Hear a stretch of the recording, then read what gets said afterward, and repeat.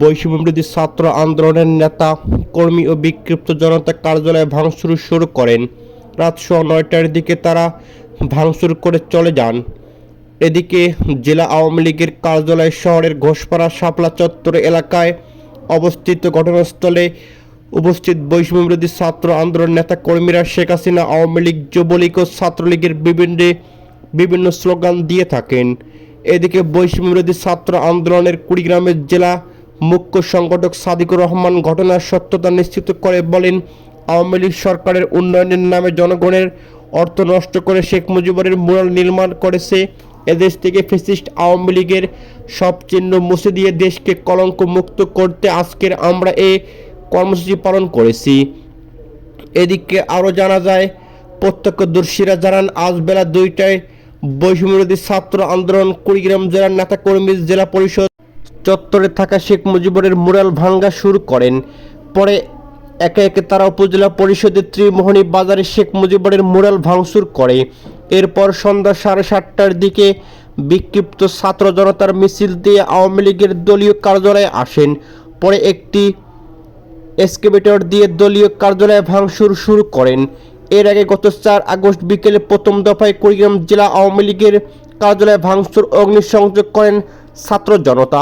এরপর থেকে আওয়ামী লীগের কার্যালয় পরিত্যক্ত ছিল। এদিকে বৈষম্যবিরোধী ছাত্র আন্দোলন কুড়িগ্রাম জেলা শাখার আহ্বায়ক এদিকে ফিলিস্তিনিদের স্বেচ্ছায় গাজা ছাড়তে বাধ্য করার জন্য একটি পরিকল্পনা তৈরির নির্দেশ দেওয়া হয়েছিল ইসরায়েলি সেনাবাহিনীকে। দেশটির প্রতিরক্ষা মন্ত্রী ইসরায়েলি প্রতিরক্ষা বাহিনীকে আইডিএফের নির্দেশ দিয়েছেন, খবর দ্য গার্ডিয়ান। এদিকে প্রতিরক্ষা মন্ত্রী ইসরায়েলি প্রতিরক্ষা বাহিনীকে আইডিএফ এমন একটি পরিকল্পনা প্রস্তুত করার নির্দেশ দিয়েছে যা গাজার বাসিন্দাদের স্বেচ্ছায় গাজা উপত্যকা ত্যাগের সুযোগ দেবে। এদিকে ইসরায়েলি এমন এক সময় পরিকল্পনা তৈরির নির্দেশ দিলেন যখন ডোনাল্ড ট্রাম্প গাজা দখল করে এর মালিক হয়ে পুনর্গঠনের কথা বলেছেন।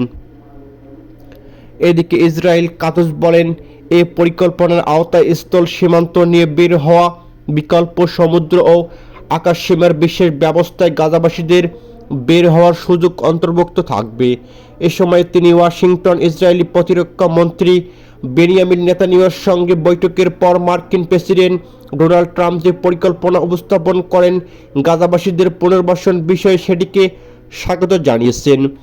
এদিকে ইসরায়েলি প্রতিরক্ষা বলেন, হামাস গাজার বাসিন্দাদের মানবটাল হিসেবে ব্যবহার করেছে, মানবিক সহায়তা নিজেদের স্বার্থে আত্মসাৎ করেছে এবং গাজাবাসীদের বের হতে দেয়নি।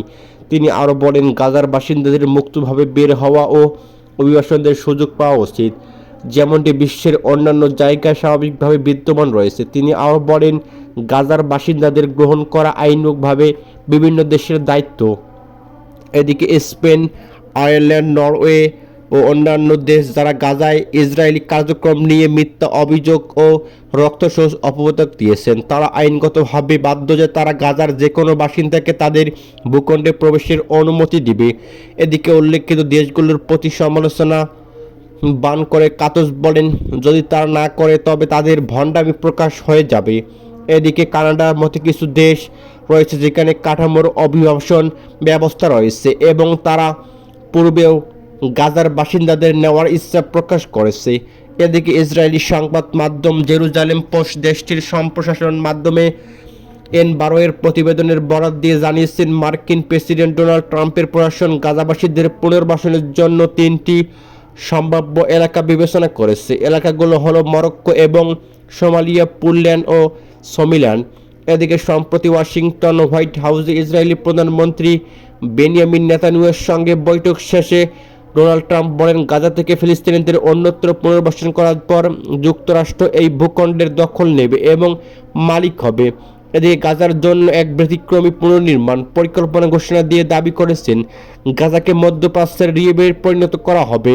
এদিকে হোয়াইট হাউসের সংবাদ সম্মেলনে ট্রাম্প জানান, তার প্রশাসন গাজায় অর্থনৈতিক উন্নয়নের নেতৃত্ব দেবে, যা এই অঞ্চলের জনগণের জন্য অসীম সংখ্যক চাকরি বাসস্থান নিশ্চিত করবে। তিনি বলেন, যুক্তরাষ্ট্র গাজা উপত্যকা দখল নেবে এবং সেখানে আমরা কাজ করব, আমরা মালিক হব। তিনি আরও জানান, ধ্বংসপ্রাপ্ত ভবন পরিষ্কার করা এবং বিপজ্জনক অবিরুদ্ধ বোমা অন্যান্য অস্ত্র অপসারণের দায়িত্ব তার প্রশাসন নেবে।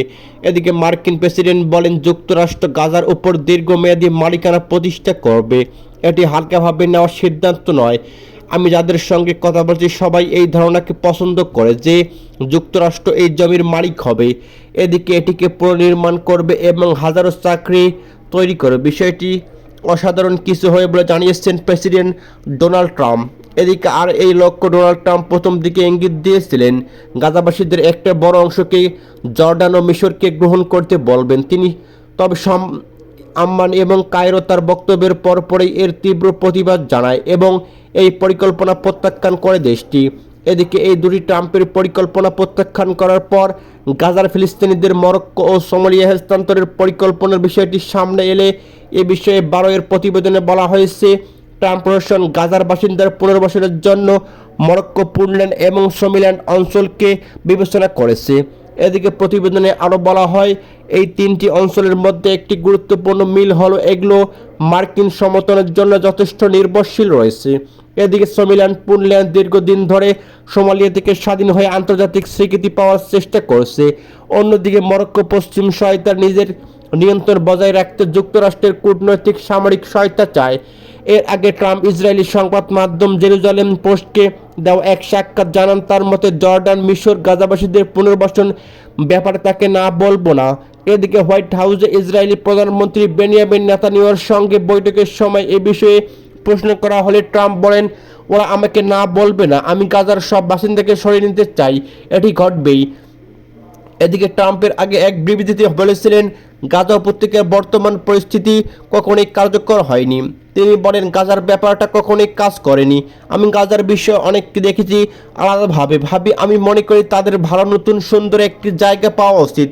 আমরা কিছু লোককে অর্থায়নে যুক্ত করব, জায়গাটা গড়ে তুলব, এটি বাসযোগ্য উপভোগ্য করে তুলব। এদিকে তবে এই পরিকল্পনার বিরুদ্ধে আন্তর্জাতিক পর্যায়ে ব্যাপক প্রতিক্রিয়া দেখা দিয়েছে।